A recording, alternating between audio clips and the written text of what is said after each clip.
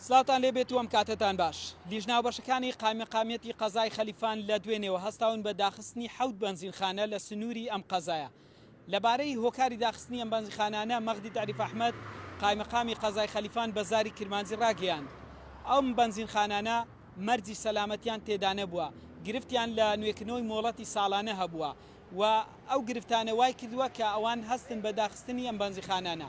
ڕوونی کردەوە کە ژمارەی بەنزینخانە لە سنووری قەزای خەلیفان هەن تا تەواوی ئەو مەرجانە وەک خۆ جێبەجێ نەکرێت بە دڵنیایە بەنزینخانەکان ناکرێنەوە و لە ڕۆژانی داهاتوش لیژنەهاوبەشەکانی قایمەقامیەتی قەزای خەلیفان سەردانی تەواوی ئەو بەنزینخانانە دەکەن بۆ ئەوی بزانن ئەوانیش کە مەرجی سەلامەتی و ڕێنمایەکانیان وەک خۆ جێبەجێ کردووە یاخود گرفتیان هەیە ئەوانیش تووشی داخران دەبن و ئیزرات و لێپرسینەوە لەگەڵ خاوەنەکانیان دەکرێت. ئەمە بوو لە بارەی داخستنی 7 بەنزینخانە لە سنووری قەزای خەلیفان کە زیاتر لە 15 بەنزینخانە لەم دەڤەرە هەن بە گوندەکان و سەنتەری قەزای خەلیفان لە ڕۆژان داهات و لیژناوبەشەکانی قایمەقامیەتی ئەم شارە سەردانی بەنزینخانەکانەکەن بە مەبەستی ئەوەی ڕێنمایی و مەرجەکانی سەلامەتی وەک خۆی لەم شوێنانە جێبەجێ بکرێت.